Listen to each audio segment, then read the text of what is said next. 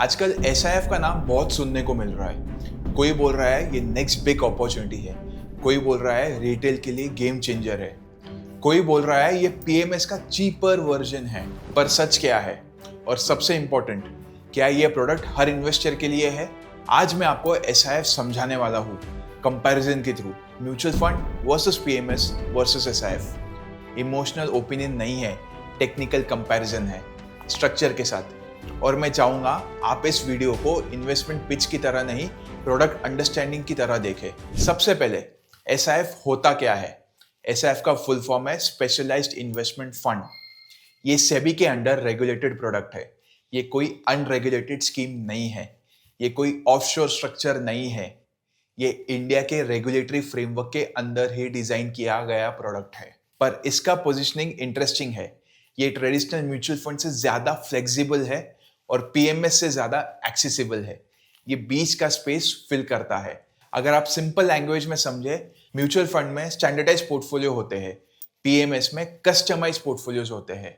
SIF एक structured flexibility देता है। इसका डिजाइन ये माना गया है कि रिटेल इन्वेस्टर्स जो थोड़ा इन्वॉल्व हो चुके हैं, उनके लिए एक एडवांस स्ट्रक्चर अवेलेबल हो। अब कंपैरिजन शुरू करते हैं।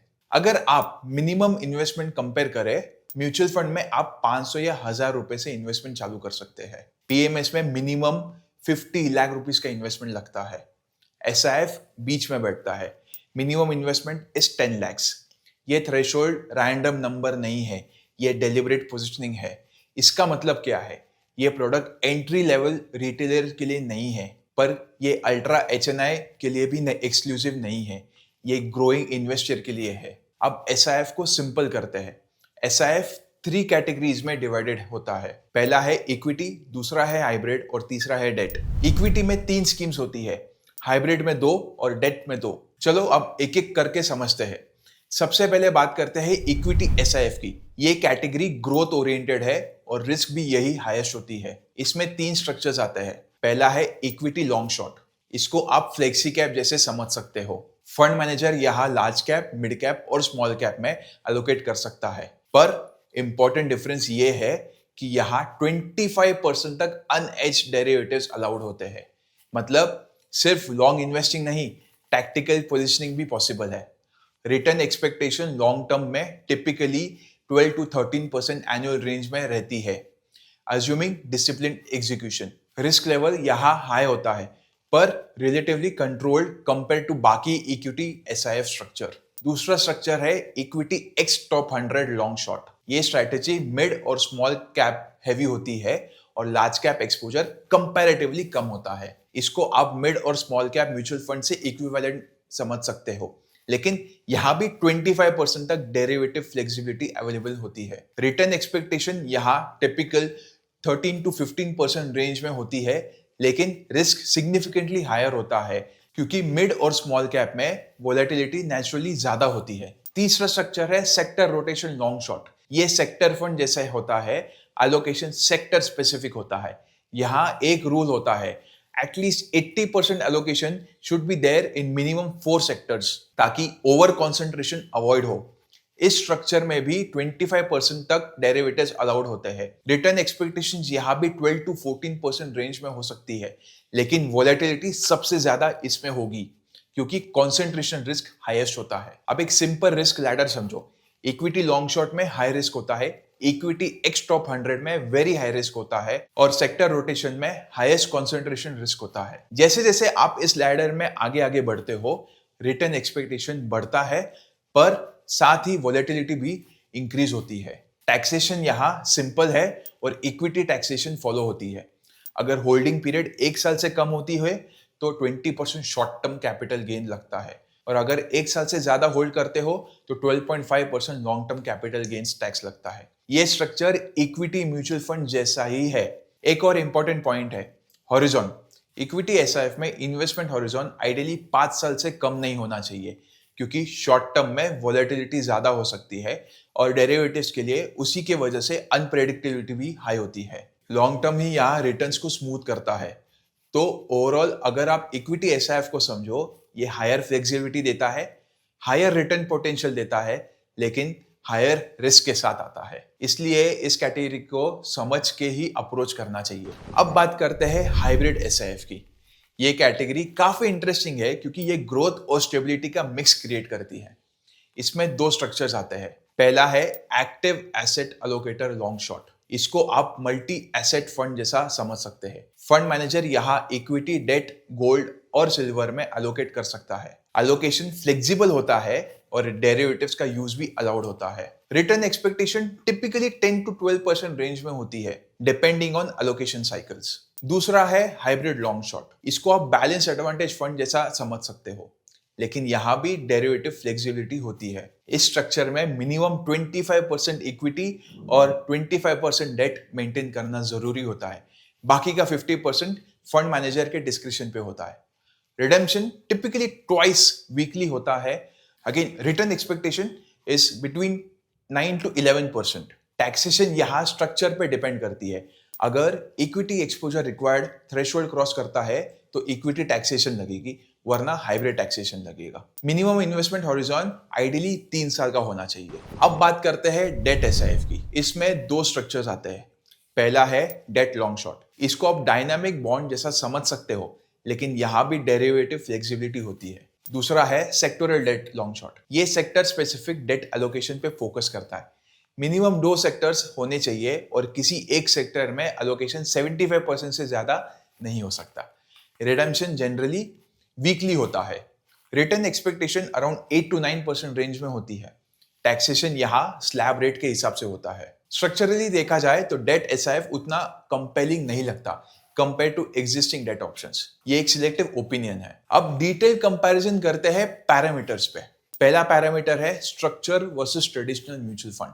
म्यूचुअल फंड पूल्ड व्हीकल होता है, standardize, category defined, PMS personalized होता है। आपका demat account, direct ownership, high ticket size. लेकिन एसआईएफ पूल्ड ही होता है पर फ्लेक्सिबल मैंडेट के साथ। इसका मतलब यह है कि ये एमएफ की सिंप्लिसिटी और पीएमएस की फ्लेक्सिबिलिटी के बीच का ब्लेंड है। Second parameter is redemption. Mutual fund में लिक्विडिटी रिलेटिवली हाई होती है। T+1 या T+2 रिडेम्पशन होता है। पीएमएस में एग्जिट कंडीशन स्ट्रक्चर्ड होती है, लॉक इन या नोटिस पीरियड हो सकता है। एसआईएफ में लिक्विडिटी एमएफ जैसे डेली नहीं होती नेसेसरीली, पर पीएमएस जैसा रिजिड भी नहीं होता है। इसका मतलब यह है कि इन्वेस्टर को थोड़ा लॉन्गर हॉरिजॉन माइंडसेट रखना चाहिए। ये ट्रेडिंग व्हीकल नहीं है, ये एलोकेशन व्हीकल है। Third parameter risk. अब सबसे इंपॉर्टेंट क्या है? एसआईएफ रिस्कियर है? आंसर सिंपल नहीं है। इक्विटी एसआईएफ में कॉन्सेंट्रेशन हायर हो सकता है, फ्लेक्सिबिलिटी ज्यादा हो सकती है, कैश पोजीशनिंग एक्टिव हो सकती है, इसलिए वॉलेटिलिटी एमएफ से ज्यादा हो सकती है, पर पीएमएस से कंपैरेबल हो सकती है। रिस्क प्रोडक्ट का नहीं होता है, रिस्क एलोकेशन और बिहेवियर का होता है। अगर आप रोलिंग रिटर्न बेसिस पे मार्केट बीट करना चाहते हो और short term under performance tolerate नहीं कर सकते हो तो एसआईएफ अनकंफर्टेबल हो सकता है। पर अगर आप एक्टिव एलोकेशन के थ्रू अल्फा कैप्चर करना चाहते हो तो यह रेलेवेंट हो सकता है। Fourth parameter is returns. अब सबसे सेंसिटिव टॉपिक, क्या एसआईएफ एमएफ से बेटर रिटर्न देगा? गारंटी नहीं है, पर थियोरेटिकल डिजाइन ये है कि एक्टिव टैक्टिकल पोजीशन से 2-3% एनुअल अल्फा जनरेट करना पॉसिबल हो सकता है। ये तब पॉसिबल है जब फंड सिलेक्शन डिसिप्लिन्ड हो, रिव्यू रेगुलर हो सकता है, एलोकेशन मॉनिटर्ड हो। अगर कोई प्रोडक्ट एक्टिव फ्लेक्सिबिलिटी देता है तो वो अल्फा का अपॉर्चुनिटी देता है। गारंटी नहीं है। लॉन्ग टर्म में 2% एनुअल डिफरेंस का इंपैक्ट समझो। अगर 10 लाख इन्वेस्ट किया और 10 साल के लिए होल्ड किया, 12% पे कॉर्पस कुछ 31 लाख होगा और 14% पे कॉर्पस कुछ 36-37 लाख के आसपास होगा। कंपाउंडिंग साइलेंट होता है पर डिफरेंस ड्रामेटिक हो सकता है। Fifth parameter is taxation. अब टैक्सेशन एंगल इंपॉर्टेंट है। म्यूचुअल फंड में टैक्सेशन स्ट्रक्चर कैटेगरी स्पेसिफिक होता है। इक्विटी एमएफ पे लॉन्ग टर्म कैपिटल गेन लगता है। डेट एमएफ का टैक्सेशन अलग स्ट्रक्चर फॉलो करता है। पीएमएस में gain short term and long term पे लगता है, which reduces the compounding power. SIF pooled structure follow करता है और टैक्सेशन लार्जली एमएफ पे अलाइन होता है, डिपेंडिंग ऑन कैटेगरी। इसका मतलब क्या है? ऑपरेशनल सिंप्लिसिटी एमएफ जैसी है पर स्ट्रैटेजी फ्लेक्सिबिलिटी पीएमएस जैसी है। ये हाइब्रिड नेचर है, इसका कोर डिफरेंशिएशन है। अब मिनिमम इन्वेस्टमेंट कंडीशन क्लियरली समझो।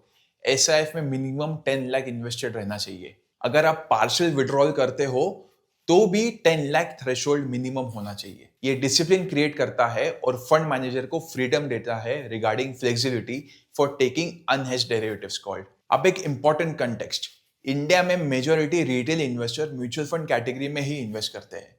एडवांस एलोकेशन टूल्स हिस्टोरिकली सिर्फ PMS क्लाइंट्स के लिए एक्सेसिबल था। SIF एक रेगुलेटेड ब्रिज क्रिएट करता है, इसलिए इसे कंप्लीटली अवॉइड करना भी सही नहीं है और ब्लाइंडली जंप करना भी सही नहीं है। मैं ये नहीं कह रहा कि हर इन्वेस्टर को SIF लेना चाहिए। मैं ये कह रहा हूं कि अगर आपका पोर्टफोलियो स्ट्रक्चर्ड है, कोर MF एलोकेशन सेट है, इमरजेंसी फंड सॉर्टेड है और आप एक्टिव अल्फा एक्सपोजर चाहते हो तो SIF एक लॉजिकल नेक्स्ट लेयर हो सकता है। ये रिप्लेसमेंट नहीं है, ये एडिशन हो सकता है। म्यूचुअल फंड डिसिप्लिन देता है, PMS पर्सनलाइजेशन देता है, SIF फ्लेक्सिबिलिटी देता है और अल्टीमेटली क्वेश्चन ये नहीं है SIF अच्छा है या नहीं। क्वेश्चन ये है आपका पोर्टफोलियो क्या स्टेज पे है। अर्ली स्टेज है तो MF इनफ है। आप HNI या ग्रोइंग इन्वेस्टर हो, SIF कंसिडर कर सकते हो। प्रोडक्ट समझो, पोजिशनिंग समझो, फिर डिसाइड करो। इन्वेस्टमेंट वर्ल्ड में हर नए प्रोडक्ट को इधर हाइप मिलता है या फियर, पर मैच्योर इन्वेस्टर हाइप या फियर पे नहीं चलता, वो स्ट्रक्चर पे चलता है। और अगर आप SIF कंसिडर कर रहे हो तो पहले ये समझो कि म्यूचुअल फंड का अल्टरनेटिव नहीं है, ये म्यूचुअल फंड के ऊपर के एक स्ट्रैटेजिक लेयर हो सकता है। बस इतनी क्लैरिटी होनी चाहिए।